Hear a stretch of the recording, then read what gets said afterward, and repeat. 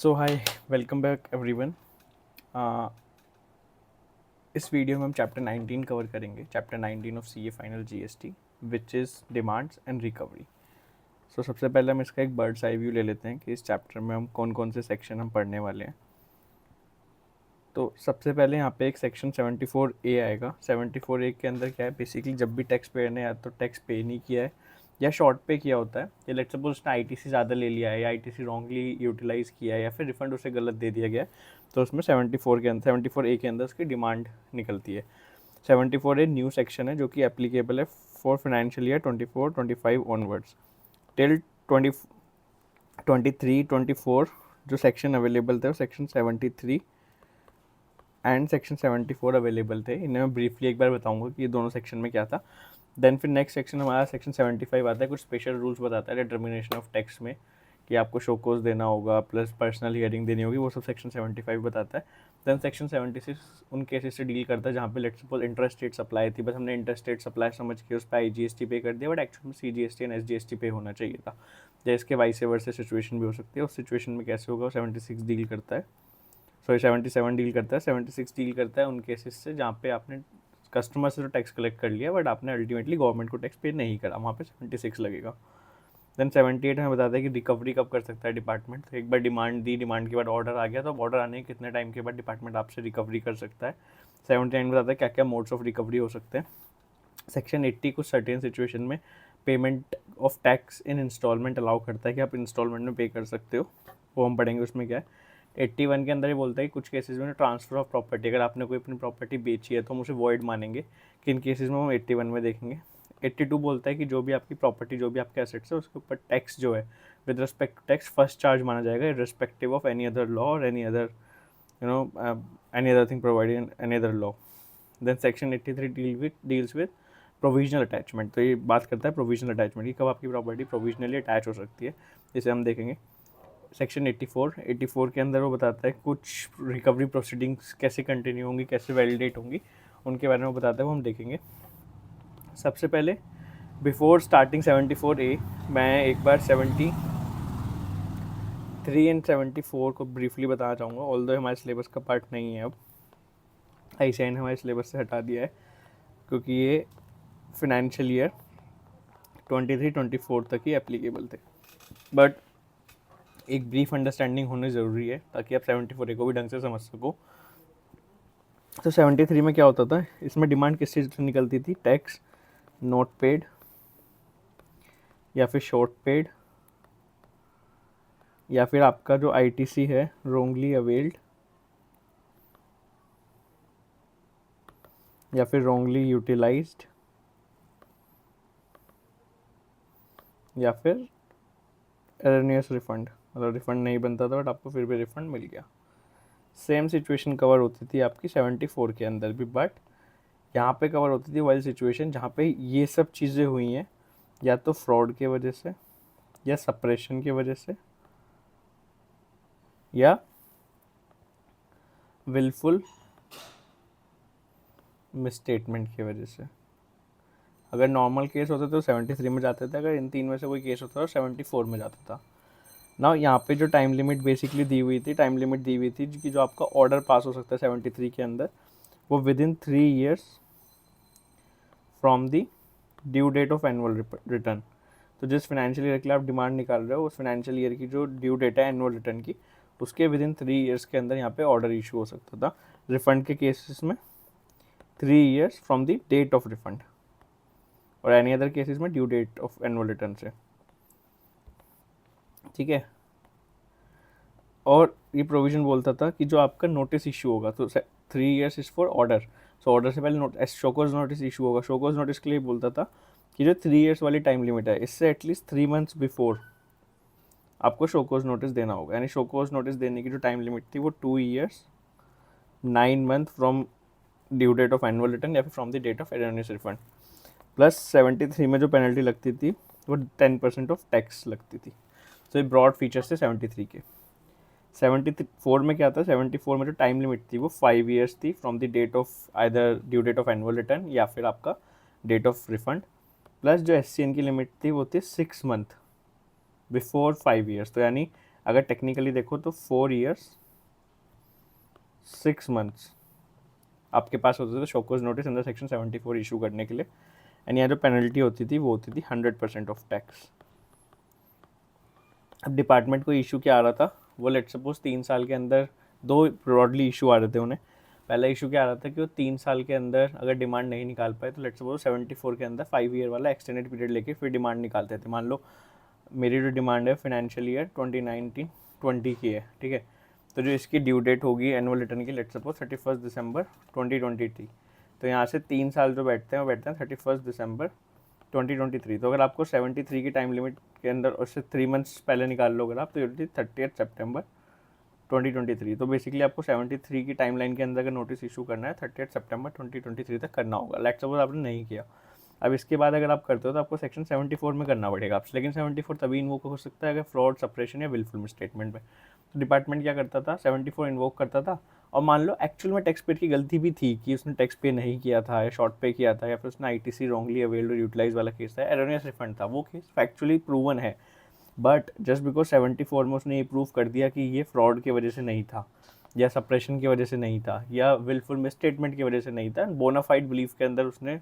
कर लिया, तो उसे लगता था कि आईटीसी एलिजिबल है, उसने आईटीसी ले लिया, कोई फ्रॉड नहीं था, उसकी गलती थी, तो 74 के अंदर डिमांड ड्रॉप हो जाती थी। कोर्ट्स ये बोलते थे कि 74 तभी इन्वोक हो सकता है अगर फ्रॉड था, अगर फ्रॉड नहीं था और इवन दो जेन्युइन गलती भी हुई है तब भी आप डिमांड नहीं निकाल सकते। तो डिपार्टमेंट को इशू आ रहा था कि 74 में वो जाते थे बट फ्रॉड की वजह से वो ड्रॉप हो जाता था। दूसरा इशू क्या आ रहा था, वो बोल रहे थे जो 3 months का टाइम है या जो 6 months का टाइम है, ये वाला ये कम टाइम है, हमें इसमें कम टाइम मिलता है, तो हमें और एक्सटेंडेड टाइम चाहिए। तो उन दोनों चीज़ों को कैटर करने के लिए उन्होंने एक नया सेक्शन दिया 74A। उसके फीचर्स क्या है वो हम पढ़ेंगे, बट 74A इस वजह से आया। तो 74A एक न्यू एडिशन है जो कि 1 नवंबर 2024 से एप्लीकेबल हुआ है। तो उसे एप्लीकेबल उन्होंने इस तरीके से किया कि जो फाइनेंशियल ईयर 23-24 तक है, तो ये सेक्शन 1 नवंबर से एप्लीकेबल हुआ है। तो इससे पहले फाइनेंशियल ईयर कौन सा एंड हो रहा था, 23-24 वाला, 23-24 तक हम 73 या फिर 74 के हिसाब से डिमांड निकालेंगे, और फ्रॉड 24-25 फाइनेंशियल ईयर ऑनवर्ड जो आपकी डिमांड निकलेगी वो 74A के हिसाब से निकलेगी। ठीक है, तो 74A का बैकग्राउंड ये है, अब हम देख लेते हैं 74A कहता क्या है। सबसे पहले वही ये वाला चैप्टर भी जो हमारा है ये मई 26 सितंबर 26 दोनों के लिए एप्लीकेबल है, बिकॉज इसमें कोई भी ऐसी अमेंडमेंट नहीं है जो सितंबर 26 के लिए आई हो और या मई 26 के लिए आई हो। तो जो 74 है वो दोनों के लिए ही एप्लीकेबल है, मई 26 भी सितंबर 26 भी। Apart from that there is no other amendment. So ये चैप्टर सितंबर 26 वाले बच्चे भी बिना किसी अमेंडमेंट अदर अमेंडमेंट को रेफर करे देख सकते हैं। तो starting with our first section, section 74A। तो इसमें सिचुएशंस क्या क्या है जिसके अंदर 74A के अंदर नोटिस आ सकता है। तो ये बोलते हैं SCN shall be issued when, या तो आपका टैक्स नॉट पेड है या शॉर्ट पेड है या रिफंड एरनेसली रिफंडेड है या फिर आपका आईटीसी रॉन्गली अवेल्ड या यूटिलाइज्ड है। तो इनमें से अगर कोई भी सिनेरियो है तो 74A का शोकोज नोटिस आपको इशू किया जा सकता है। अब 74A का जो शोकोज नोटिस इशू हो रहा है उसका पर्पस क्या है, तो उसका पर्पस ये बोलता है कि जो एससीएन है it shall require the tax payer to explain why they should not be required to pay tax demanded interest under section 15 applicable penalty under GST law. तो उस शोकोज नोटिस के अंदर टैक्स पेयर से पूछा जाएगा कि why you should not be levied with the tax along with interest and then your penalty. Penalty section 74 ही बताता है कि 10% ऑफ टैक्स तक की पेनल्टी लग सकती है। Then the SCN must clearly specify the amount of tax, interest and penalty and grounds reasons forming the basis of demand. तो ये क्या बोलता है, ये बोलता है कि जो एससीएन है आपका उसके अंदर क्लियरली उसे स्पेसिफाई करना होगा, दो चीज़ों से स्पेसिफाई करनी होगी। सबसे पहले तो आप टैक्स, इंटरेस्ट, पेनल्टी, इन तीनों चीज़ को क्लियरली स्पेसिफाई करोगे, क्वांटिफाई करोगे। दूसरी चीज़, किस बेसिस पे आप शोकोज नोटिस, किस बेसिस पे आपको ये लगता है कि मेरा tax not paid, short paid या रिफंड एरनेसली रिफंडेड है, या फिर जो मेरा basically ITC wrongly availed utilise, उसका बेसिस क्या है, क्या वो ग्राउंड्स है, वो आपको ग्राउंड्स भी शोकोज नोटिस में देने होंगे। बिकॉज आप ग्राउंड्स नहीं दोगे तो मैं उसका रिप्लाई कैसे दूंगा, मैं कैसे अपना काउंटर फाइल करूँगा। देन इसमें बोलता है SCN is issued in both fraud and non fraud cases. तो पहले 73-74 अलग अलग केस से डील करते थे, फ्रॉड के लिए 74 था, नॉन फ्रॉड के लिए 73 था, बट 74A चाहे फ्रॉड हो या नॉन फ्रॉड हो 74A दोनों में एप्लीकेबल होगा। पेनल्टी के रिस्पेक्ट में उन्होंने बाइफिकेशन किया है कि फ्रॉड केस है तो ये पेनल्टी होगी, नॉन फ्रॉड है तो ये पेनल्टी होगी, बट डिमांड, शोकोज नोटिस सब 74A में आएगा, चाहे आपका फ्रॉड केस हो या नॉन फ्रॉड केस हो। जैसे पहले होता था 73-74 वो नहीं होगा। देन इसमें एक एक्सेप्शन इन्होंने दे रखी है, no SCN shall be issued where the disputed amount is less than 1000 in a financial year. तो विद रिस्पेक्ट टू 1000 रुपीज़ तक की डिमांड अगर फाइनेंशियल ईयर में है तो वो डायरेक्टली आपसे ली जा सकती है, उसके लिए कोई एससीएन इशू नहीं होगा।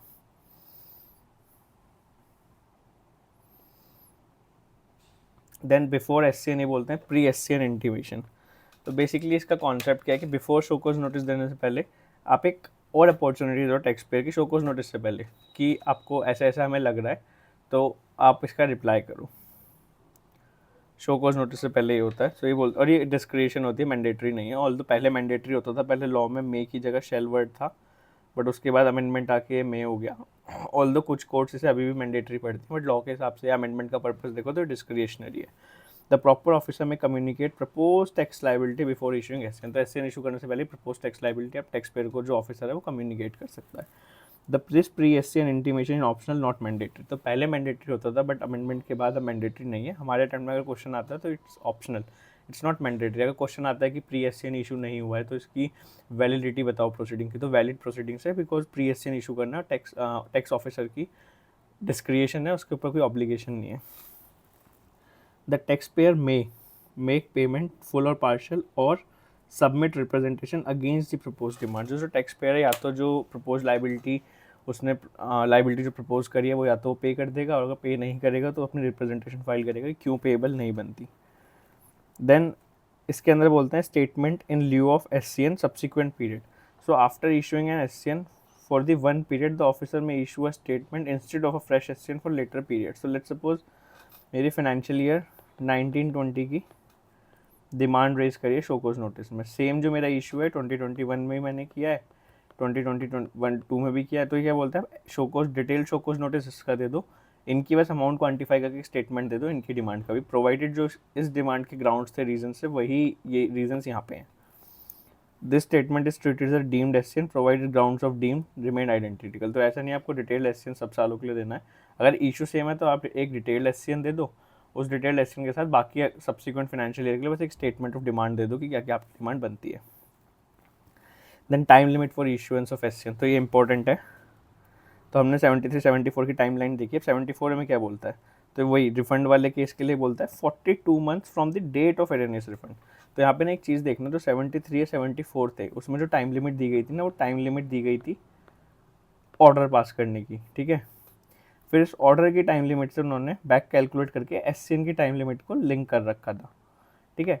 लेकिन 74A में क्या किया है उन्होंने, 74 में जो टाइम लिमिट दी है वो इशुएंस ऑफ एससीएन के लिए दी है, ठीक है। तो यहाँ पे टाइम लिमिट ऑर्डर की टाइम लिमिट नहीं दी है, यहाँ पे टाइम लिमिट एससीएन की टाइम लिमिट दी है। ये बोलते हैं आपके पास 42 मंथ्स हैं from the date of erroneous refund. और अगर अदर केसेस मतलब tax not paid, short paid, ITC wrongly availed या यूटिलाइज, तो उस केस में ये लोग बोलते हैं आपके पास 42 मंथ्स है from the due date of furnishing annual return. Then penalty क्या होगी, तो इसमें इन्होंने बाइफिकेशन किया between fraud and non fraud case. Fraud में वही 100% टैक्स ड्यू 74 में होती थी, नॉन फ्रॉड में भी जो 73 में होती थी, higher of 10%, 10,000 whichever is basically higher. And जो 10,000 अमाउंट है CGST के लिए, SGST में भी सिमिलरली 10,000 लगेगी, अगर IGST तो टोटल 20,000 की पेनल्टी लगेगी। देन इशुएंस ऑफ ऑर्डर, तो ऊपर शोकोज नोटिस आ गया, now they talks about the order. तो ऑर्डर में ये लोग क्या बोलते हैं, the person chargeable with tax may submit a representation to the proper officer in response to the show cause notice. तो ऑफकोर्स अगर आपको शोकोज नोटिस आया है, अगर टैक्स पेयर को शोकोज नोटिस आया है तो रिप्लाई फाइल करेगा। तो ये वही बोलते हैं कि वो अपनी रिप्रेजेंटेशन सबमिट करेगा। Then after considering such representation the proper officer shall determine the amount of tax interest penalty and issue an adjudication order। तो एक बार वो रिप्रेजेंटेशन कंसिडर करेगा, अगर उसे रिप्रेजेंटेशन सेटिस्फाइड लगती है तो डिमांड ऑर्डर नहीं निकालेगा, उसे अगर रिप्रेजेंटेशन सेटिस्फाइड नहीं लगती है तो वो देखेगा कितना टैक्स इंटरेस्ट बनता है एंड अकॉर्डिंगली एडजुडिकेशन ऑर्डर मतलब डिमांड ऑर्डर निकाल देगा। नाउ ये बोलते हैं the order must be issued within 12 months from the date of issuance of SCN. तो 73-74 में पहले टाइम लिमिट ऑर्डर की टाइम लिमिट स्पेसिफाई करता था, फिर उससे एससीएन की टाइम लिमिट लिंक करता था। यहाँ पे उन्होंने क्या किया है, यहाँ पे 74A में उन्होंने एससीएन की टाइम लिमिट स्पेसिफाई करी है, और एससीएन की जिस दिन एससीएन की टाइम लाइन है, जिस दिन एससीएन इशू हुआ है उस डेट से उन्होंने फाइनल ऑर्डर की टाइम लिमिट स्पेसिफाई की है। तो इन्होंने बोला within 12 months from the date of issuance of SCN, और एससीएन कब तक इशू हो सकता है, विद इन 42 मंथ्स। तो 42 मंथ्स के अंदर एससीएन इशू होगा, जिस दिन एससीएन इशू हो जाएगा उससे 12 मंथ्स तक का आपको ऑर्डर इशू करना होगा। तो टोटल अगर देखोगे तो 42 + 12 मंथ्स यानी अब उनके पास जो टाइमलाइन है वो है 54 मंथ्स की।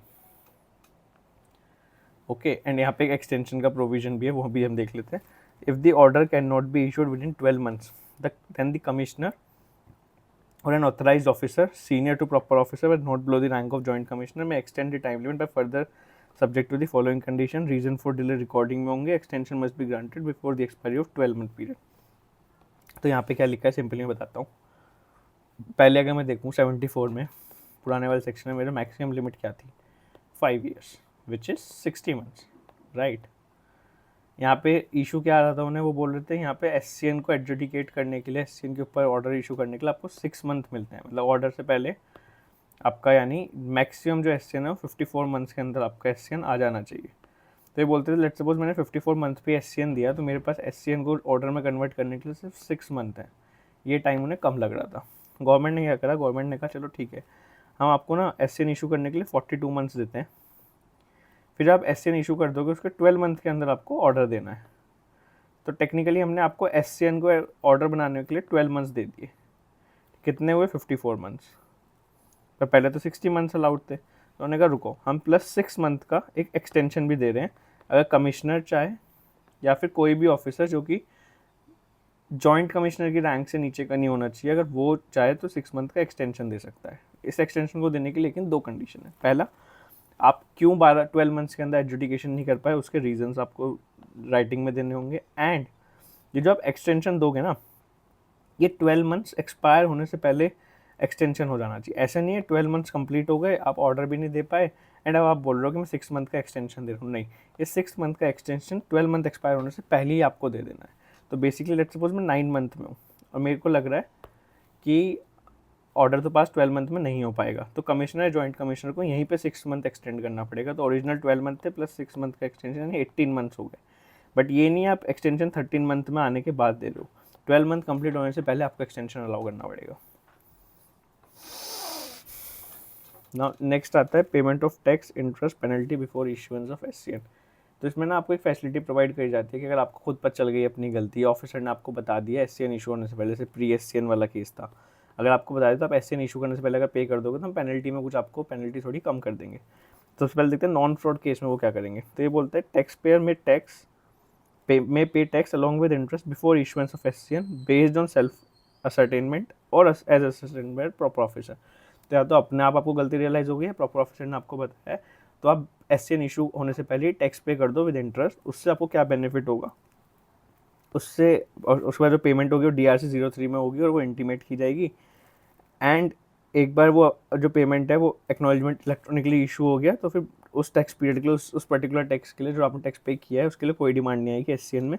प्लस अगर वो नॉन फ्रॉड केस है तो उस केस में आपकी सारी पेनल्टी 10% या 10,000 विच एवर इज हायर वाली पेनल्टी होती है ना, ये वेव हो जाएगी। अगर एससीएन आ जाता तो आपको पेनल्टी भी देनी पड़ती, बट हम क्या बोल रहे हैं कि अगर एससीएन नहीं आया उससे पहले अगर आप पे कर दोगे तो हम पेनल्टी भी वेव कर देंगे आपकी। फ्रॉड केस में हम क्या करेंगे, तो फ्रॉड केस में टैक्स पेयर को उन्होंने ऑप्शन दिया कि एससीएन से पहले एक तो टैक्स तो पे करो, इंटरेस्ट भी पे करो, प्लस हमने पढ़ा था 100% पेनल्टी होती है फ्रॉड केसेस में। तो ये बोलते हैं कि अगर आप एससीएन से पहले पे करोगे तो आप टैक्स इंटरेस्ट प्लस सिर्फ 15% पेनल्टी दे दो और DRC 03 में हमें इन्फॉर्म कर दो कि आपने पेमेंट कर दी है, तो आपका केस हम वहीं पे ड्रॉप कर देंगे और आगे कोई भी एससीएन नहीं आएगा जो आपने अमाउंट पे करी है उसके लिए। But let's suppose amount proper officer ने कम्युनिकेट करी थी 1 CR, ठीक है, आपने एससीएन से पहले सिर्फ 80 लाख ही पे किया, तो जो 20 लाख है इसके रेस्पेक्ट में वो एससीएन दे सकता है। If the proper officer finds that the amount paid is less than actually payable, that is actually payable was 1 crore, paid was 80 lakh and SCN may be issued only for the shortfall amount. तो इस case में सिर्फ 20 लाख के लिए वो SCN अभी भी issue कर सकता है, फॉर 80 लाख आपकी प्रोसीडिंग्स कंक्लूड हो जाएंगी। देन व्हाट इफ एससीएन आ गया, जब आप बिफोर एससीएन पे नहीं कर पाए, अगर मैं एससीएन आने के with in certain number of days अगर पे कर देता हूँ तो भी क्या मेरे को पेनल्टी का कुछ डिस्काउंट मिलेगा। तो लॉ ने एक प्रोविजन और बनाया, इन्होंने बोला अगर आप एससीएन आने के विद इन 60 डेज़ के अंदर ही पे कर देते तो आपको कुछ बेनिफिट देंगे। पहला इन्होंने वही नॉन फ्रॉड केस कवर किया। नॉन फ्रॉड केस में क्या बोलते हैं कि जो टैक्स पेयर है अगर वो टैक्स प्लस इंटरेस्ट दे देता है with in 60 days of issuance of show cause notice, तो उस केस में हम उसकी पेनल्टी वेव कर देंगे, सारी प्रोसीडिंग कंक्लूडेड मान लेंगे। ऑन दी अदर हैंड अगर फ्रॉड केस है और आप विद इन 60 डेज़ के अंदर पे कर दे, तो आप टैक्स पे कर दो, इंटरेस्ट पे कर दो, एंड इंस्टेड ऑफ 100% पेनल्टी आप 25% पेनल्टी पे कर दो, आपको वेव कर देंगे। तो द टैक्स पेयर मे पे tax along with interest under section 50 with in 60 days of issuance of SCN. जो पेमेंट है प्रॉपर ऑफिसर को कम्युनिकेट करोगे प्रिस्क्राइब्ड फॉर्म में, दैट इज DRC-03। उसके कॉन्सिक्वेंसेज क्या होंगे, आपकी कोई पेनल्टी पेबल नहीं बचेगी, जितनी भी प्रोसीडिंग्स थी एससीएन की वो डीम्ड कंक्लूडेड मान लेंगे। फ्रॉड केसेस में क्या होगा, with in 60 days tax plus interest plus 25% penalty पे कर दो, प्रोसीडिंग डीम कंक्लूडेड हो जाएगी और एक प्रॉपर ऑफिसर एससीएन का एक इंटीमेशन इशू कर देगा कि प्रोसीडिंग आपकी डीम्ड कंक्लूडेड हो गई है। नाउ क्या मेरे को कोई ऐसा ऑप्शन भी आप दोगे कि लेट्स सपोज एससीएन आ गया और मैंने विद इन 60 days के अंदर पेमेंट नहीं किया, बट फाइनल जो ऑर्डर आया मैंने उसके कुछ दिन के अंदर टैक्स पेमेंट कर दी, तो ये बोलते हैं नॉन फ्रॉड केस में तो देखो हम नहीं देंगे, बिकॉज नॉन फ्रॉड केस में 10% ही पेनल्टी लगती है। हमने 2 आपको मौके दिए पेनल्टी वेव करने के 100%, बट आपने अवेल नहीं करे, तो अगर ऑर्डर आ गया तो आपको पेनल्टी पे करनी पड़ेगी, अब आपके पास कोई ऑप्शन नहीं है। बट नॉन फ्रॉड केस में जो पेनल्टी होती है वो 100% ऑफ टैक्स होती है, तो काफ़ी ज़्यादा पेनल्टी है। तो उन्होंने बोला अगर आप बिफोर एससीएन इशू आप पेमेंट कर दोगे तो हम आपको 15% की पेनल्टी पेबल कराएंगे, अगर आप with in 60 days of SCN करोगे तो हम 25% की पेनल्टी पे कराएंगे। अगर आप ऑर्डर आने के विद इन 60 days के अंदर भी अगर पेमेंट कर दोगे तो उस केस के अंदर हमसे 50% आपसे पेनल्टी पे कराएंगे, सारी प्रोसीडिंग डीम्ड कंक्लूडेड मान लेंगे। तो क्या बोलते हैं, in fraud cases the tax payer may tax plus interest plus 50% penalty within 60 days from the communication of order. Upon such payment all proceedings relating to the SCN are deemed to be concluded, but no such option for non fraud cases. तो मैंने बताया non fraud cases के लिए ऐसा कोई option नहीं है। Now एक इसमें सेक्शन है penalty in case of non payment of self assess tax और amount collected ex tax with in 30 days of due date. तो ये क्या बोलते हैं, हमने आपको ऊपर बताया कि आपके पास ऑप्शंस हैं कि एससीएन से पहले पे कर दो। नॉन फ्रॉड केसेस की बात कर रहे हैं कि नॉन फ्रॉड केसेस में 2 ऑप्शन है आपके पास। अगर आप एससीएन से पहले पे कर दोगे पेनल्टी वेव, एससीएन से पहले नहीं करा तो एससीएन आने के विद इन 30 days कर दो तो भी आपकी पेनल्टी वेव। अब लेकिन ये बोलता है कुछ ऐसे केसेस हैं जिसमें ये ऑप्शन अवेलेबल नहीं होगा और आपने अगर स्पेसिफाइड टाइम लिमिट के अंदर टैक्स पे नहीं किया तो आपको मैंडेटरी पेनल्टी पे करनी पड़ेगी। ठीक है, उसमें इन्होंने 2 केस बताए। उन्होंने पहला केस बोला अगर आपने सेल्फ असेस टैक्स पे नहीं किया। सेल्फ असेस टैक्स का मतलब क्या है, मैं अपने GSTR 3B में दिखा रहा हूँ कि ये मेरा टैक्स है बट मैं पे ही नहीं कर रहा हूँ, या फिर अपने GSTR 1 में 100 रुपीज़ की सप्लाई दिखा रहा हूँ, GSTR 3B में टैक्स सिर्फ 80 रुपीज़ की सप्लाई में पे कर रहा हूँ, तो 20 रुपीज़ का डिफरेंस ये मानते हैं कि ये सेल्फ असेस टैक्स है।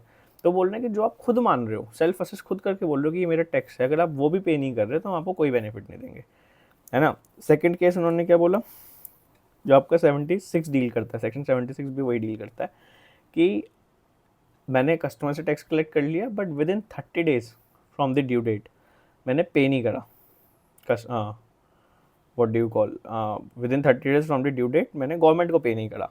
तो इन दैट केस जब आप एक बार कस्टमर से रिकवर कर चुके हो तो हम आपकी पेनल्टी वगैरह वेव नहीं करेंगे, यहाँ पे आपको पेनल्टी लगेगी।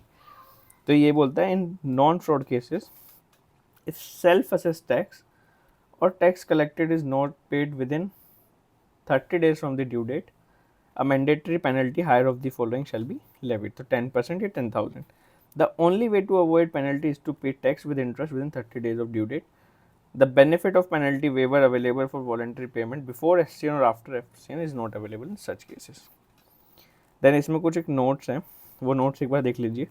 सबसे पहले इसमें जो प्रोसीडिंग्स बात करते हैं कि all proceedings shall deemed to be concluded, उसमें सिर्फ आपकी नॉर्मल प्रोसीडिंग्स आती हैं जो आपकी टैक्स इंटरेस्ट पेनल्टी की प्रोसीडिंग्स हैं। अगर कुछ प्रोसिक्यूशन की प्रोसीडिंग्स हैं सेक्शन 132 के अंदर, अरेस्ट वगैरह का केस है, तो वो वाली प्रोसीडिंग डीम कंक्लूडेड नहीं मानेंगे। दूसरा, जैसे कंपनियों को नोटिस गया, कंपनी के साथ साथ उनके डायरेक्टर्स को भी उन्होंने पेनल्टी नोटिस भेज दिया, तो जो कंपनी वाला नोटिस है अगर वो डीम्ड कंक्लूडेड मान लिया गया है तो जो उनके डायरेक्टर यानी को नोटिस जिन्हें बोलते हैं, अगर उनके साथ का नोटिस भी डीम्ड टू बी कंक्लूडेड मान लिया जाएगा। देन दूसरी चीज़ ये बोलते हैं सेपरेशन का मीनिंग क्या है, तो सेपरेशन का मीनिंग ये लोग बताते हैं कि non disclosure of information which is legally required to be declared in return और डॉक्यूमेंट। तो कोई भी ऐसी इन्फॉर्मेशन जो कि आपको लीगली रिटर्न या डॉक्यूमेंट में डिस्क्लोज करनी थी वो आपने डिस्क्लोज नहीं करी, तो वो सेपरेशन है। या फिर प्रॉपर ऑफिसर ने कोई इन्फॉर्मेशन स्पेसिफिकली मांगी थी और आपने वो इन्फॉर्मेशन नहीं दी तो ही सेपरेशन है। इन 2 के अलावा थर्ड चीज़ सेपरेशन नहीं होगी। तो बेसिकली जो चीज़ GST लॉ रिक्वायर नहीं करता है डिस्क्लोज करने के लिए, अगर आपने वो डिस्क्लोज नहीं किया तो that would not amount to separation. ठीक है, तो ये बोलता है the term all proceedings in respect of the said notice excludes proceedings under 132, that is prosecution वो offenses penalty में डिटेल में पढ़ेंगे, Thus, criminal prosecutions may continue even if tax, interest, penalty proceedings are concluded. Where proceedings against the main notice, that is company, are concluded under section 74A, proceedings against all core notices liable under 122 or 125 are also deemed concluded.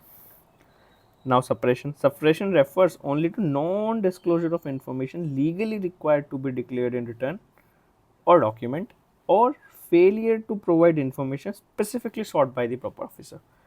There is no obligation to voluntarily disclose facts not required under GST law. Now, with this section 74 is completed. एक काफ़ी important section है because practically भी और exam perspective से भी काफ़ी ज़्यादा relevance रखता है. 73 74 का मैंने आपको क्रक्स बताया. क्रक्स भी क्यों बताया? बिकॉज ICAI ने बहुत स्पेसिफिकली अपने स्टडी मटेरियल में लिखा है कि for May 26 and onwards attempt 73 74 exam के लिए रेलिवेंट नहीं है. उन्होंने डिस्कस भी नहीं करे हैं 73 74. मैंने तो फिर भी आपको डिस्कस करके बता दिए. तो they are not at all relevant. जिसने 73 74 पढ़े उसे 74A में कुछ ज़्यादा नहीं पढ़ना पड़ेगा.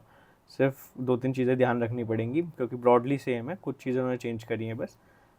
और जो फर्स्ट टाइम में पढ़ रहे हैं जिन्होंने 74A डायरेक्ट उन्हें 73 74 जितना बेसिक पता होना चाहिए था उतना मैंने बता दिया. बाकी एग्जाम पर्सपेक्टिव से बिल्कुल रेलिवेंट नहीं है. जब आप प्रैक्टिस में आओगे या फिर जब प्रैक्टिकली करोगे तो आपको जितना आना चाहिए वो भी 74A से ही मिलता है. 74A 73 एंड 74 से ही मिलता जुलता है. इट्स जस्ट कि 2 सेक्शन को क्लब करके एक सेक्शन कर दिया. तो अगर आपको 74A का क्रक्स आता है तो आपको 73 74 भी आता है. General provision relating to determination of tax section 75. तो सबसे पहली चीज़ ये क्या बोलता है कि मान लो कोई भी नोटिस का इशुएंस या कोई भी ऑर्डर के ऊपर कोर्ट ने या ट्राइब्यूनल ने कोई स्टे लगा दिया तो जो पीरियड ऑफ स्टे होगा, जो 74A की टाइम लिमिट आपको दे रखी है नोटिस इशू करने की, एडजुडिकेशन ऑर्डर करने की, उससे एक्सक्लूड हो जाएगा. जैसे एक एग्जांपल लेते हैं. तो मैंने बताया कि फाइनेंशियल ईयर 2019 में अगर ऑर्डर पास करना, इसका अगर ऑर्डर पास करना है 74A के अंदर देखते हैं. ठीक है, अब 74A की बात कर रहे हैं, 73 74 और 74 नहीं 74A. तो ये बोलते हैं 42 मंथ्स फ्रॉम दी. और हम एक काम करते हैं, फाइनेंशियल 1920 का एग्जांपल नहीं लेते हैं, हम लेते हैं जब से आपका 74A एप्लीकेबल है, दैट इज़ फाइनेंशियल ईयर 24-25. ठीक है, तो जो 24-25 की annual return for due date for annual return होगी वो होगी 31 दिसंबर 2025. अब इससे अगर मैं 42 मंथ्स कंप्यूट करता हूँ तो ये मेरा बैठता है सीधा सीधा. अगर मैं देखूँ तो 31 दिसंबर से अगर मैं 36 मंथ यानी 3 ईयर्स लगाऊँ तो 31 दिसंबर 28 होगा. उसके बाद 6 मोर मंथ, तो ये हो जाएगा आपका 30 जून 2029. मेरे 42 मंथ्स यहाँ पे कंप्लीट होते हैं. ठीक है, प्लस मेरे को 12 मंथ्स मिलेंगे ऑर्डर इशू करने के लिए. ठीक है, तो लेट्स सपोज मेरे को 12 मंथ मिलेंगे यानी 20 जून 2030 तक मेरा ऑर्डर पास हो जाना चाहिए. ठीक है, लेट्स सपोज जो मैंने शोकोज नोटिस इशू किया, मैंने शोकोज नोटिस इशू किया 1 जनवरी 2029 को. अब उस शोकोज नोटिस के अंदर कुछ भी वायलेशन थी या कुछ भी था, जो असेसी था वो हाई कोर्ट चला गया.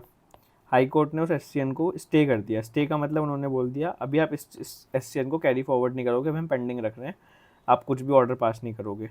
मान लो 2 साल तक स्टे रहा. 2 साल बाद हाई कोर्ट का ऑर्डर आया कि SCN के उसमें प्रोसीड कर सकते हो.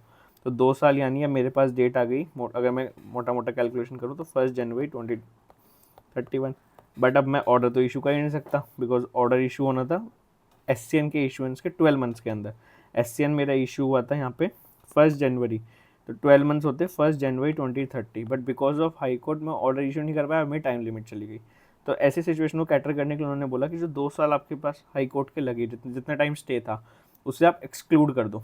एक्सक्लूड कर दो क्या कि आप मानो ही मत कि वो टाइम था, उसे बिल्कुल एक्सक्लूड कर दो. तो ये चीज़ ये बोलता है where service of notice or issuance of order is stayed by a court or appellate tribunal, the period of stay shall be excluded while computing the limitation. किस चीज़ की लिमिटेशन? या तो SCN इशू करने की लिमिटेशन या order issue करने की limitation. तो पीरियड ऑफ स्टे उसमें से एक्सक्लूड हो जाएगा.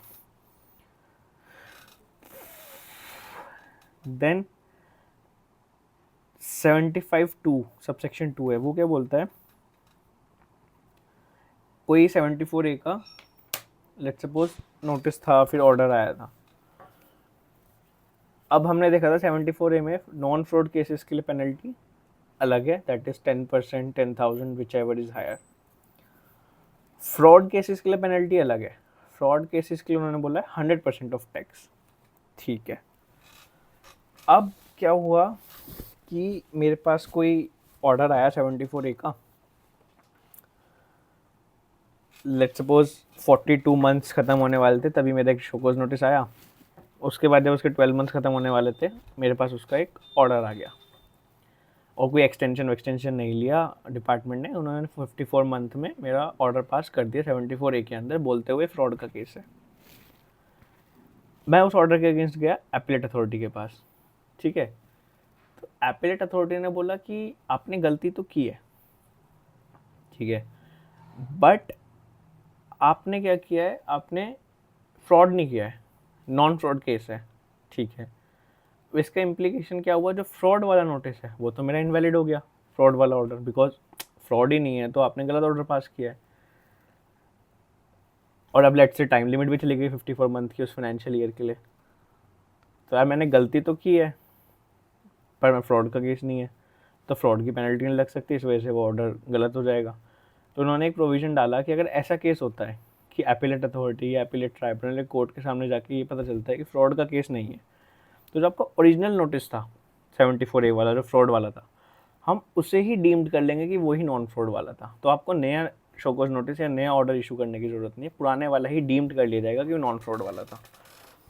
तो यहाँ तो पेनल्टी के लिए है, बट पहले इससे बहुत फ़र्क पड़ता था, अब भी फ़र्क पड़ेगा, बट पहले क्या होता था कि आपने 74 में शोकॉज नोटिस इशू किया, 74 में ऑर्डर किया, कोर्ट ने जाके बोल दिया 74 का केस नहीं है, आपको 73 में जाना चाहिए था, बट 73 की टाइम लिमिट अब जा चुकी है।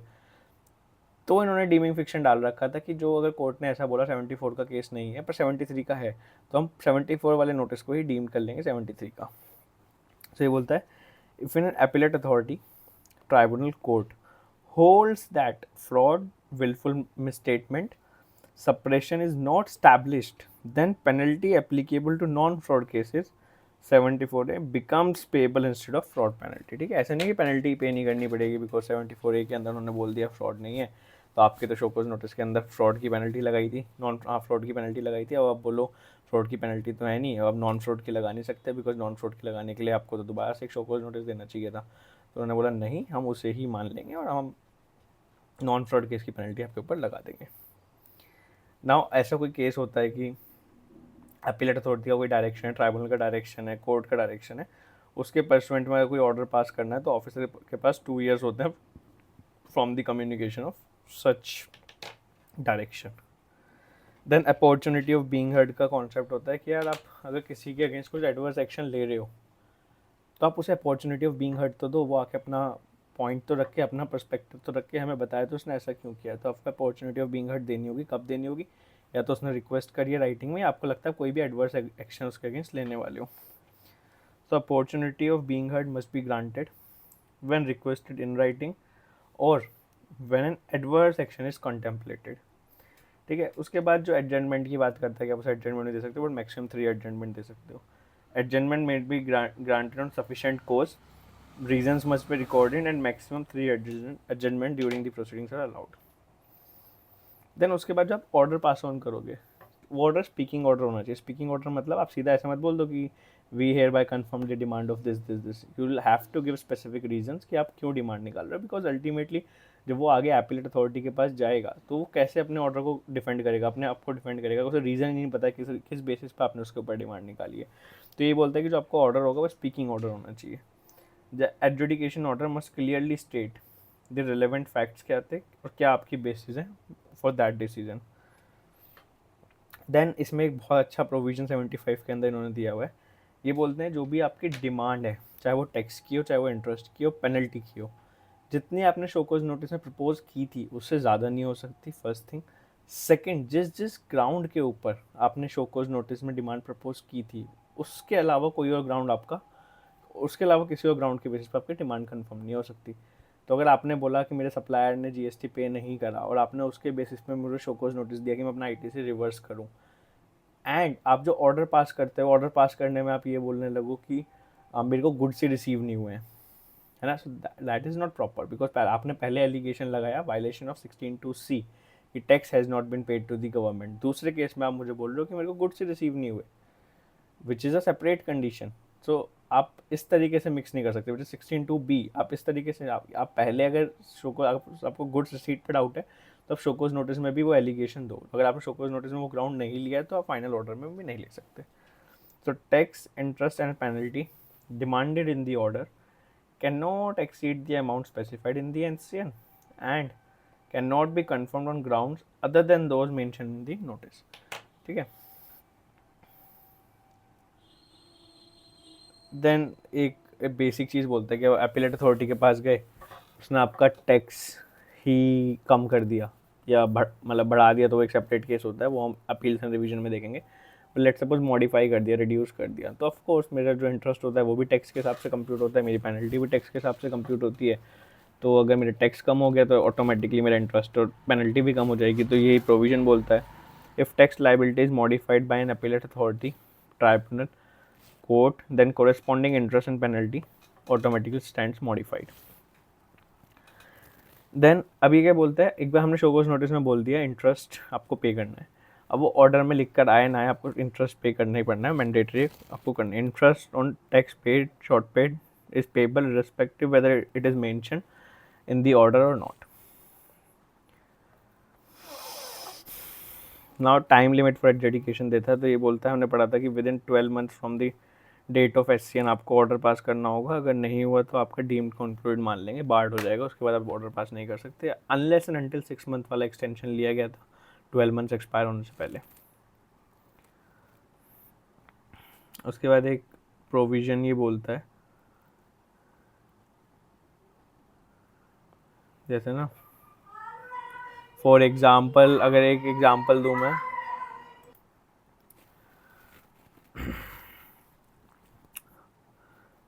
Let's suppose Delhi high court ने ये बोल दिया section 16(2)(c which is supplier must have paid the tax is unconstitutional, struck down कर दिया उसने इस प्रोविजन को। तो अब दिल्ली हाई कोर्ट का जजमेंट दिल्ली में वैलिड है, बाइंडिंग है। अब टैक्स अथॉरिटीज़ क्या है, because of this judgement Delhi के अंदर आपको शोकोज नोटिस वगैरह इशू नहीं कर पा रही है। ठीक है, इस दिल्ली हाई कोर्ट के जजमेंट के अगेंस्ट उन्होंने सुप्रीम कोर्ट में अपील फाइल कर रखी है। लेट्स सपोज कुछ टाइम बाद अपनी सुप्रीम कोर्ट ने बोल दिया कि दिल्ली हाई कोर्ट का जजमेंट गलत था। लेट्स सपोज पूरी प्रोसेस में 5 ईयर्स लग गए। 5 ईयर्स के अंदर इस 5 ईयर्स में because of this Delhi high court judgement, और कोर्ट ने स्टे भी नहीं करा, हम ऐसा मान लेते हैं, because of Delhi high court judgement Delhi के अंदर ये लोग डिमांड नहीं निकाल पाए। अब जब सुप्रीम कोर्ट का जजमेंट आया तब 5 ईयर्स लैप्स हो गए, यानी काफ़ी सारे ईयर के नोटिस होंगे जिनकी टाइम लिमिट ख़त्म हो गई। तब उस केस में क्या, तो ये सेक्शन क्या बोलता है, जो टाइम दिल्ली हाई कोर्ट के जजमेंट से लेकर सुप्रीम कोर्ट के जजमेंट तक जो टाइम लगा है, हम उसे भी एक्सक्लूड कर देंगे while computing adjudication time limit. तो जो हमने पहले पढ़ा था, यहाँ पे कंफ्यूज मत होना, पहला केस था कि अगर स्टे दिया हुआ है ना, कोर्ट ने स्टे दिया है कि आप शोकोज नोटिस के अगेंस्ट नहीं जाओगे, तो वो लगता था। स्टे कुछ नहीं है यहाँ पे, इस वाले केस में दिल्ली हाई कोर्ट ने, जुरिसडिक्शन हाई कोर्ट ने कुछ बोल दिया कि ये सेक्शन तो वैलिड ही नहीं है और उसके वजह से आप डिमांड नहीं निकाल पा रहे, बट आपने उस कोर्ट को, उस जजमेंट को अपील किया हुआ है। तो ताकि आप ऐसा ना हो वो टाइम लिमिट आपकी चल जाए, तो हमने आप एक प्रोविज़न डाल के वो आपका एक ऑप्शन दिया है कि वो एक्सक्लूड हो जाएगा। Where decision of an appellate authority, appellate tribunal और हाई कोर्ट, किसी का भी हो सकता है ट्राइब्यूनल ने बोला हो, हाई कोर्ट ने बोला हो, इज़ प्रेजुडिशियल यानी नेगेटिव है टू रेवेन्यू डिपार्टमेंट के लिए इन सम अदर प्रोसीडिंग्स। तो किसी, जैसे स्टे वाले केस में मेरा खुद का केस होगा, इसमें किसी और का केस भी हो सकता है, किसी और पार्टी का भी। In other proceeding and appeal to appellate tribunal, तो अगर अपीलेट अथॉरिटी का ओरिजिनल डिसीजन था तो अपीलेट ट्राइब्यूनल पेंडिंग होगी अपील। अगर हाई कोर्ट का ओरिजिनल डिसीजन, अपीलेट ट्राइब्यूनल का ओरिजिनल डिसीजन था तो हाई कोर्ट पे पेंडिंग होगी अपील। अगर हाई कोर्ट का ओरिजिनल डिसीजन था तो सुप्रीम कोर्ट पे पेंडिंग होगी appeal. Then the period spent between date of decision of, हम अपने वाले केस को डाल के देखते हैं, date of decision of high court and that of supreme court shall be excluded. तो यहाँ पे जो हाई कोर्ट के डिसीजन से लेकर सुप्रीम कोर्ट के डिसीजन तक के टाइम लिमिट था 5 ईयर्स था। वो पीरियड हम एक्सक्लूड कर देंगे for computing time limit under section 74A या 73 या 74। अब 73 74 रेलेवेंट नहीं है एग्जाम के लिए, इसलिए मैं वहाँ मेंशन नहीं कर रहा हूँ बार बार, तो अदरवाइज 74A। देन कुछ केसेस में बोलता है कि डायरेक्ट रिकवरी ऑफ टैक्स हो सकती है बिना कोई SCN दिए, बिना कोई टाइम लिमिट वगैरह फॉलो करे हुए। तो पहला केस वही है, आपने सेल्फ असेस टैक्स पे नहीं करा है, आपने जो मैंने बताया सेल्फ असेस टैक्स की 1 में ज़्यादा दिखाया, 3B में पे नहीं किया, या फिर 3B में दिखाया ही नहीं, मतलब 3B में दिखाया बट पे नहीं किया। वो फैक्चुअली प्रैक्टिकली पॉसिबल नहीं है, बिकॉज आप अगर आपने 3B में 100 रुपीज़ दिखाए हैं तो और आपको 100 ही पे करने पड़ेंगे, अदरवाइज 3B फाइल ही नहीं होती है।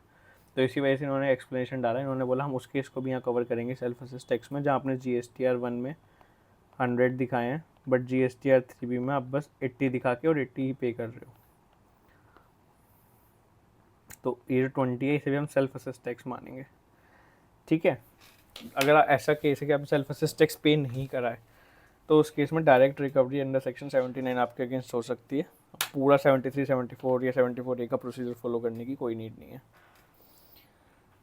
सेल्फ असेस टैक्स को बोलते हैं includes tax declare in GSTR 1 but not paid in 3B, यही हमने पढ़ा। अब इसमें ना कुछ ऐसा जेन्युइन डिफरेंस भी हो सकता है कि कुछ क्लैरिकल मिस्टेक हो गई, या पिछले किसी मंथ में GSTR 1 में रिपोर्ट करना भूल गया था बट मैंने 3B में तो पे कर दिया था, तो अब मैं इस मंथ GSTR 1 में रिपोर्ट कर रहा हूँ, तो उससे क्या होगा, इस मंथ की GSTR 1 बढ़ जाएगी मेरी, बट 3B में तो पे नहीं करूँगा बिकॉज ऑलरेडी पे कर चुका हूँ। तो ऐसे डिफरेंसेस डील करते हुए डायरेक्ट रिकवरी ना हो, तो गवर्नमेंट ने एक इंस्ट्रक्शन निकाला, उस इंस्ट्रक्शन में बोल रहा था proper officer should first issue communication asking tax payer to pay the shortfall या फिर एक्सप्लेन द रीज़न। देन 79 की रिकवरी तभी इनिशिएट होगी, या तो वो रिप्लाई नहीं करता है या फेल्स टू पे करता है, या फिर जो रीज़न देता है वो उसके रीज़न जस्टिफाइड नहीं है। उसके बाद ये सेक्शन बोलता है कि जहाँ पे पेनल्टी इम्पोज हो गई अंडर सेक्शन 70 74 74A, तो कोई भी एडिशनल पेनल्टी नहीं लगेगी सेम एक्ट और ओमिशन के अंदर CGST एक्ट। तो ऐसा नहीं आप 74A में ही पेनल्टी लगा दो और आप 122 में ही पेनल्टी लगा दो, दोनों में से एक सेक्शन में सेम एक्ट के लिए एक ही पेनल्टी लगेगी। Now section 76, tax collected but not paid to the government, not deposited to the government.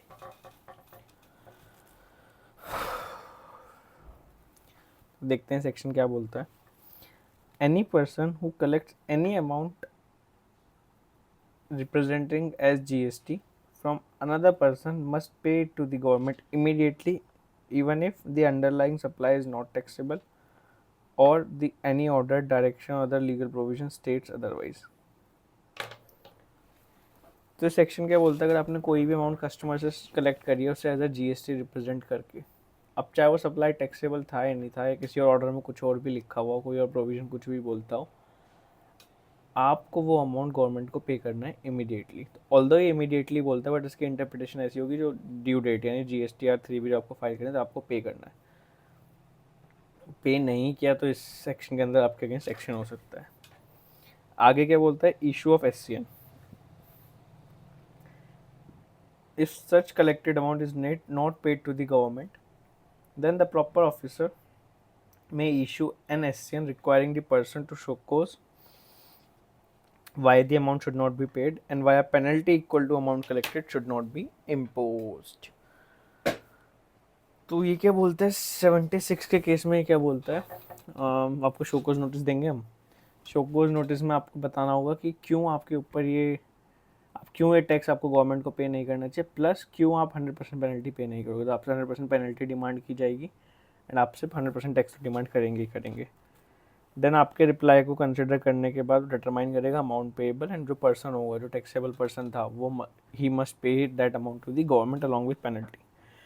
Interest liability के लिए भी वो बोलता है कि इंटरेस्ट लाइबिलिटी भी आएगी, रेट सेक्शन 50 का स्पेसिफाइड रेट जो होगा। इंटरेस्ट लाइबिलिटी कब से आएगी, जिस दिन आपने टैक्स कलेक्ट किया था उस दिन से लेकर जिस दिन आप गवर्नमेंट को पे करो उस दिन तक की आपकी इंटरेस्ट लाइबिलिटी आएगी। Then opportunity of being heard, इसमें भी बोलता है कि एक hearing must be granted if requested in writing. तो अगर आपने रिक्वेस्ट किया है राइटिंग में तो आपको हियरिंग मिलेगी। टाइम लिमिट, तो ऑर्डर पास करने की कोई टाइम लिमिट नहीं है, इसमें सीधा बोलता है 1 year from the date of SCN। तो SCN इशू होने के दिन 1 ईयर आपको ऑर्डर पास करना है, बट SCN कितने टाइम में इशू करना है उसकी कोई टाइम लिमिट नहीं है। Period during which proceedings are stayed by court is excluding while computing this limitation period. तो हमने उसमें भी देखा सेम यहाँ पे, अगर स्टे कर दिया तो वो पीरियड एक्सक्लूड हो जाएगा in computing the limit of 1 year from the date of SCN। जो एडजुडिकेशन ऑर्डर होगा वो मस्ट स्टेट करे क्या, रिलेवेंट फैक्ट्स एंड रीजंस क्या है, ये हमने पहले भी देखा था, स्पीकिंग ऑर्डर बेसिकली होना चाहिए। उसके बाद बोलता है adjustment and refund of amount, तो any amount paid under 76 may be adjusted again actual tax liability any relating to suppliers. तो जब आप पे करोगे तो आपकी एक्चुअल लाइबिलिटी थी जो आपको एक्चुअल में भी करनी चाहिए थी, ऐसा नहीं डबल डबल टैक्स ले लेंगे। तो जो हमें टैक्स आपसे इस सेक्शन में लिया है उसमें आपकी जो सप्लाई एक्चुअल में आपने की थी, जिसके रिस्पेक्ट में आपने टैक्स कलेक्ट किया था, उसी के अगेंस्ट एडजस्ट कर देंगे। एंड अगर उसके बाद भी कोई सरप्लस बचता है तो वह तो कंज्यूमर वेलफेयर फंड में चला जाएगा। कंज्यूमर वेलफेयर फंड में नहीं तो जो पर्सन जिसने एक्चुअली टैक्स इंसिडेंस बेयर किया दैट इज़ योर कस्टमर, हम उसे अल्टीमेटली रिफंड कर देंगे अगर वो रिफंड क्लेम करता है तो। Then next is section 77।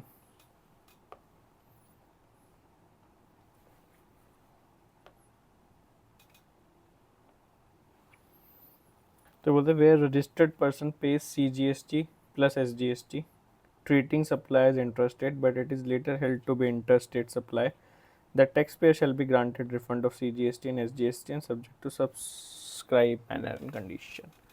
ये बोलता है कि अगर आपने लेट सपोज आपको कोई सप्लाई थी, आपने उसे इंटरस्टेट मान के CGST और SGST पे कर दिया, बट बाद में पता चला कि वो तो इंटरस्टेट सप्लाई है, तो जो आपने CGST SGST पे किया आपको उसका रिफंड मिलेगा, बट वो refund subject to conditions and manner जो रूल्स के अंदर ये बताएंगे वैसे है। ठीक है, उसके बाद सेम जो प्रोविज़न है CGST के अंदर सेम IGST के अंदर भी है। तो अगर कोई ऐसा केस है जहाँ पे आपने IGST पे कर दिया था उसे इंटरस्टेट समझ के, बट लेटर पता चला होता है इंटरस्टेट सप्लाई है, तो आपको C और S पे करना होगा, प्लस C और S के ऊपर कोई इंटरेस्ट लाइबिलिटी नहीं होगी। तो सिमिलर प्रोविज़न IGST में भी है।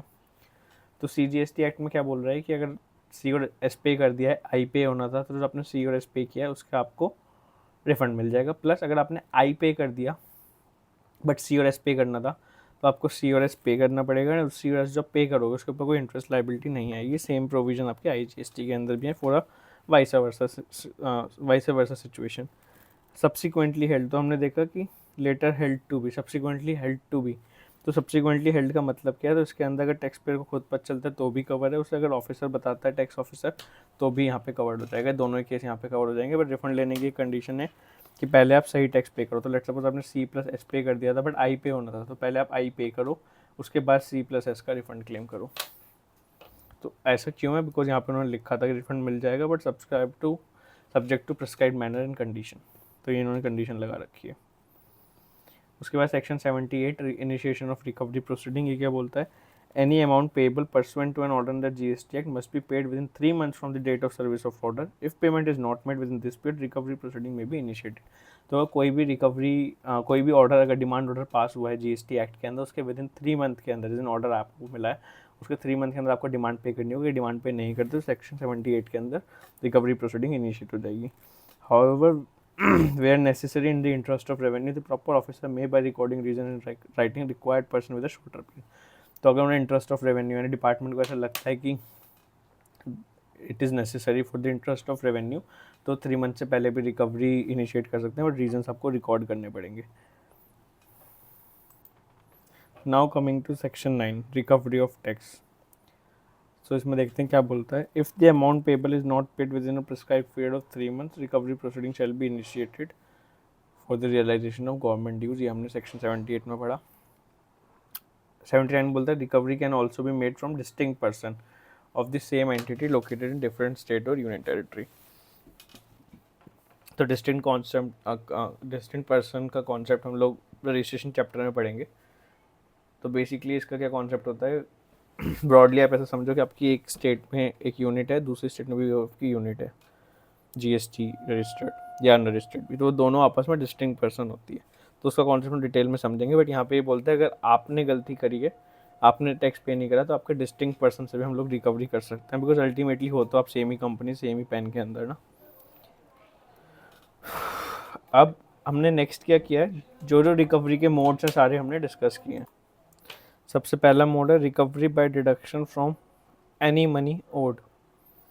तो proper officer may deduct the amount payable that is government dues from any money owed to the defaulter that is under the control of proper officer और specified officer। तो अगर कोई भी money proper officer specified officer के control के अंदर है जो कि उन्हें डिफ़ॉल्टर को पे करनी है, तो वो उस अमाउंट में से अमाउंट ऑफ डिमांड डिडक्ट कर सकते हैं। स्पेसिफाइड ऑफिसर्स का मतलब क्या है? Include officer of central government, state government, union territory, local authority, या कोई भी बोर्ड, कॉर्पोरेशन वगैरह जो कि own and control by these governments है। नॉट रेलिवेंट फॉर एग्जाम, जिसमें मैंने मेंशन करके रखा है। तो प्रॉपर ऑफिसर, स्पेसिफाइड ऑफिसर के पास कंट्रोल में कोई भी अमाउंट है आपकी, तो उससे डिडक्ट कर सकते हैं डिमांड। सेकेंड मोड क्या है? Recovery by sale of goods under the control of proper officer. The proper officer may recover dues by detaining and selling goods belonging to the defaulter, including through auction or e-auction that are under his control, that of specified officer. An inventory and market valuation must be prepared, and only such goods as necessary to recover dues and recovery expense shall be sold. If the defaulter pays the outstanding amount and recovery expenses before the issuance of auction notice, the auction process shall be cancelled and the goods be released. तो normally क्या बोलता है कि proper officer या specified officer के control के अंदर कोई भी गुड्स हैं जो कि गुड्स डिफॉल्टर के हैं, तो वो उन गुड्स को डिटेन कर सकते हैं। एंड डिटेन मतलब ओनरशिप गवर्नमेंट के नाम पे ट्रांसफ़र करना, डिटेन कर सकते हैं एंड उसके बाद उन्हें सेल कर सकते हैं, एंड उससे जो पैसा आएगा वो रिकवरी कर सकते हैं। बट उन्हें एक इन्वेंट्री प्रिपेयर करनी होगी सारे गुड्स की, प्लस उनकी मार्केट वैल्यू करवा के उस इन्वेंट्री के अंदर उन्हें मार्केट वैल्यू भी लिखनी होगी।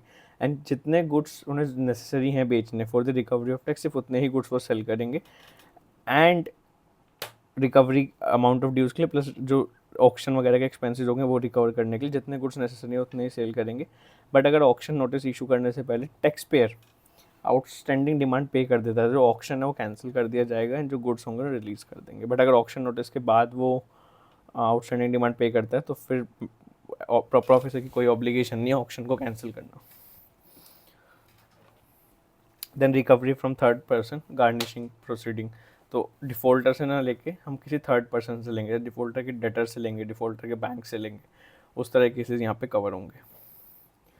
सो the proper officer may issue a return notice to any third person from whom money is due और become due to the defaulter, और हु होल्ड्स और may later hold money for on behalf of defaulter.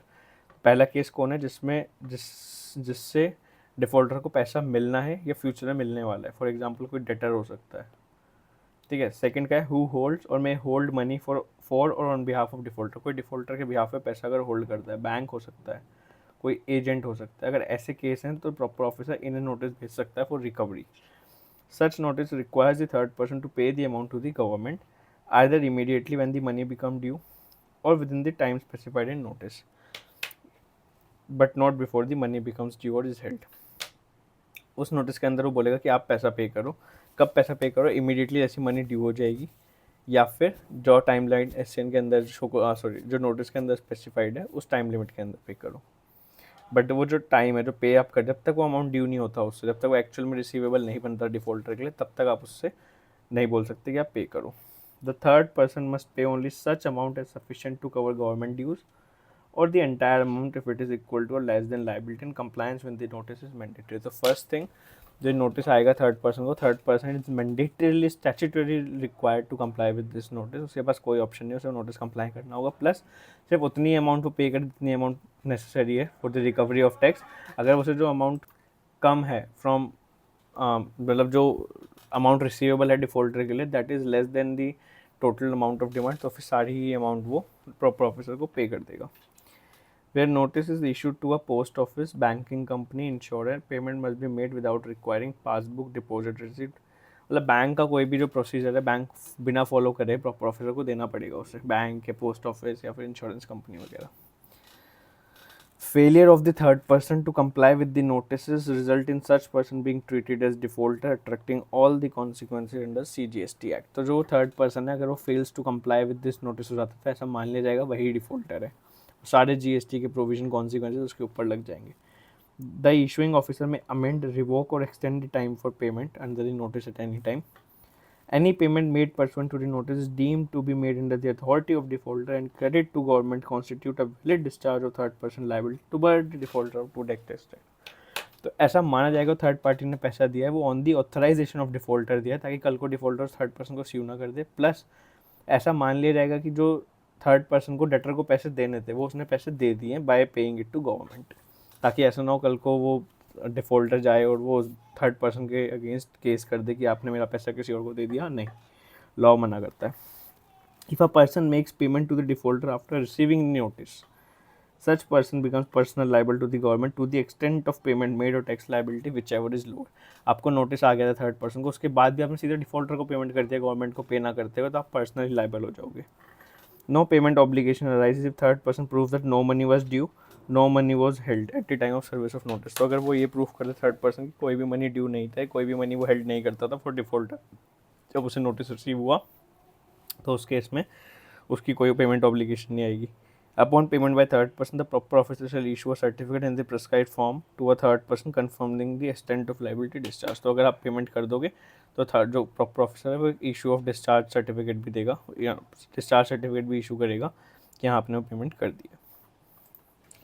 Now next is recovery by sale of movable and immovable property, attachment and detention of property.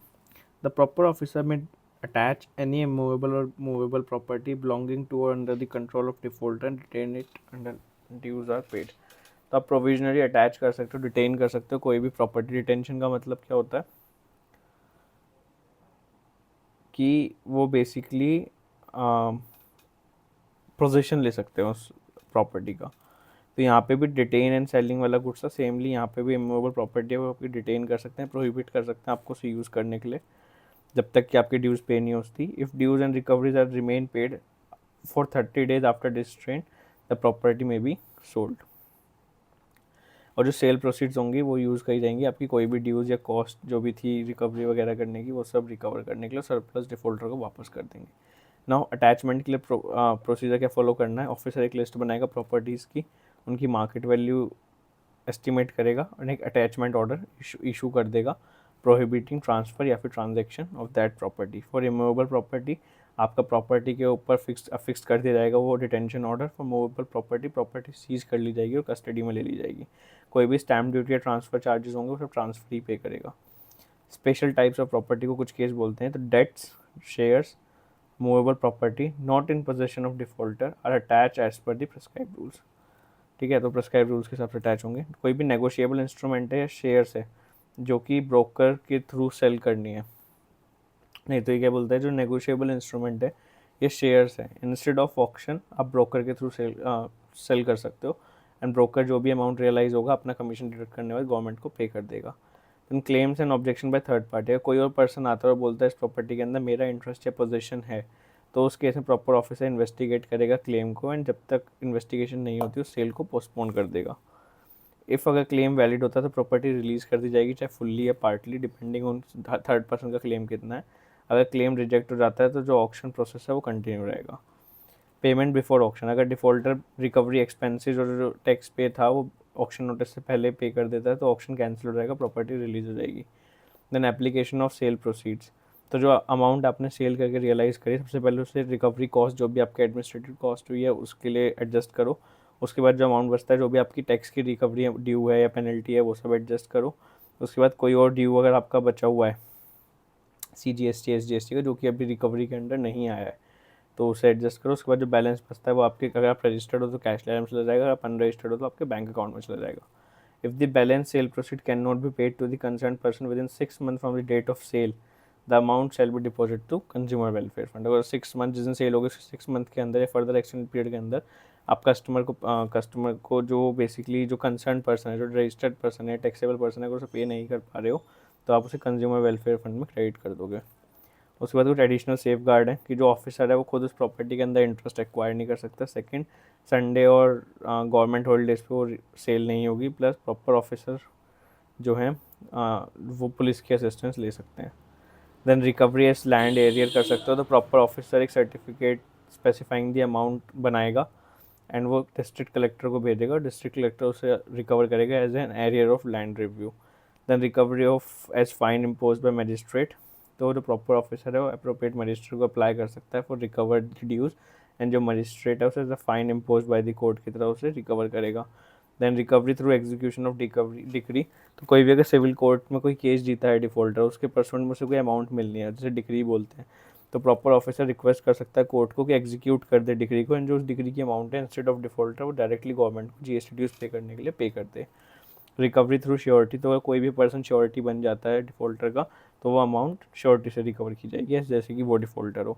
Recovery from company in liquidation, तो अगर कोई भी company liquidation में है तो commissioner जो है liquidator को इन्फॉर्म करेगा जो भी रिकवरी करनी है, टैक्स, इंटरेस्ट, पेनल्टी, कोई भी अदर अमाउंट की।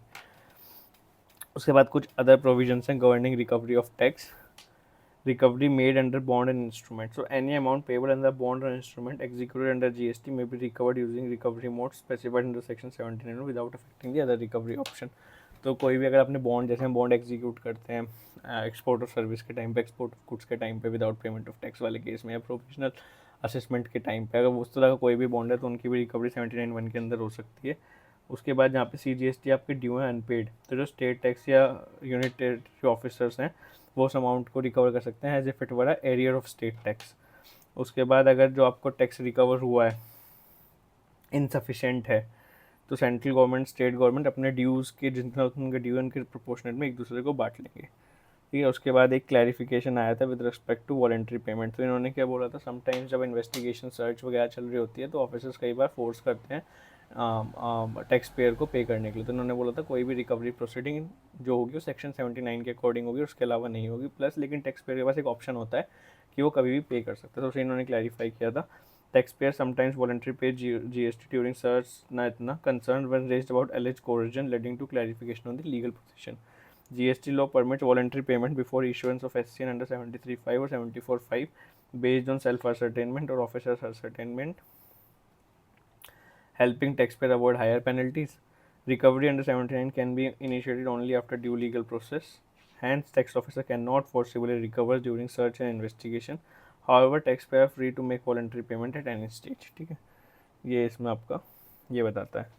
उसके बाद सेक्शन 18 हमारा डील करता है payment of tax and any other amount installment. तो ये क्या बोलता है, जो भी टैक्सेबल पर्सन है जिसे एक्सटेंशन चाहिए पेमेंट के लिए या फिर उसे इंस्टॉलमेंट पेमेंट करनी हो, प्रिस्क्राइब फॉर्म में कमिश्नर को अप्लाई कर सकता है।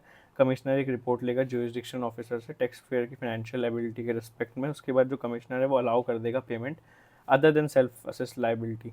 तो सेल्फ असेस लाइबिलिटी उसे आप इंस्टॉलमेंट में उसका टाइम एक्सटेंड नहीं कर सकते, उसके अलावा कोई और अगर अप्लाई करोगे कमिश्नर अलाउ कर देगा in monthly installment of up to 24 months with interest subject to prescribe condition. Plus अगर कोई भी इंस्टॉलमेंट डिफॉल्ट होगी तो जिस दिन आपका डिफॉल्ट हुआ उसी दिन सारा अमाउंट इमीडिएटली पेबल बन जाएगा।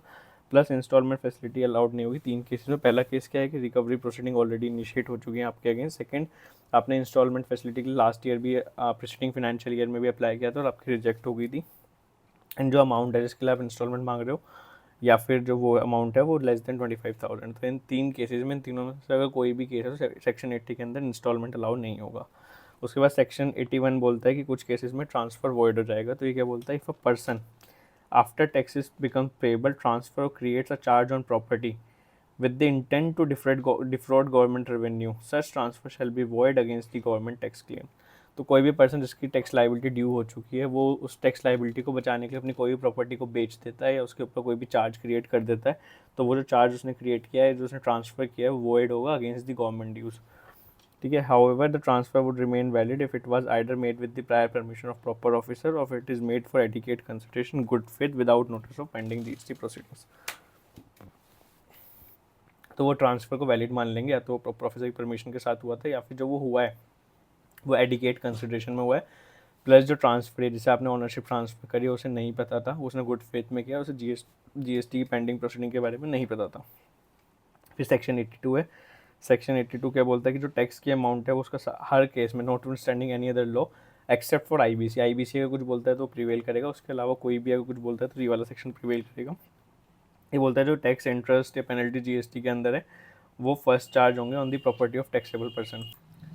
उसके बाद आपका सेक्शन 83 आता है प्रोविजनल अटैचमेंट। तो ये क्या बोलता है, after initiation of proceeding under chapter 12 that is section 59 to 64, assessment वाले चैप्टर के अंदर प्रोसीडिंग शुरू हो गई है, या फिर इंस्पेक्शन, सर्च एंड सीजर के अंदर शुरू हो गई, या फिर आपकी डिमांड एंड रिकवरी के अंदर शुरू हो गई है, मतलब ऑडिट के अंदर नहीं, इन 3 में से किसी के अंदर आपकी रिकवरी शुरू हो गई है एंड कमिश्नर को ऐसा लगता है कि it is necessary to protect the government revenue, तो वो आपकी प्रॉपर्टी को प्रोविजनली अटैच कर सकता है including bank account of taxable person और specified person. And this provisional attachment है with in for 1 year from the date of order valid रहेगा, उसके बाद ऑटोमेटिकली आपका ख़त्म हो जाएगा।